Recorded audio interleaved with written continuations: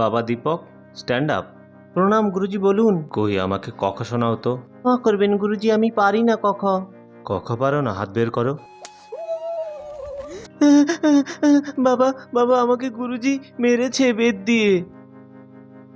চল তো চল তো চল তো দেখি। গুরুজি, আপনি দীপককে মেরেছেন কেন? আপনার ছেলে ক্লাস 6-এ পড়ে, অথচ কখ জানে না। কি বলছো? কখ জানে না? এই ছেলে, এবিসিডি শোনাও তো। পারি না আমি। এবিসিডি জানিস না? এবিসিডি জানিস না তুই? এবার তুই দেখ, এবার তুই দেখ। বাবা, টিচার আমার গায়ে হাত দিয়েছে। এই কোথায় কে আছিস? গাড়িটা বের কর তো। চল চল চল, বেটাকে দেখছি, চল। এই যে স্যার, আপনি আমার ছেলেকে মেরেছেন কেন? আপনার ছেলে এবিসিডি পর্যন্ত জানে না। এবিসিডি জানে না তো?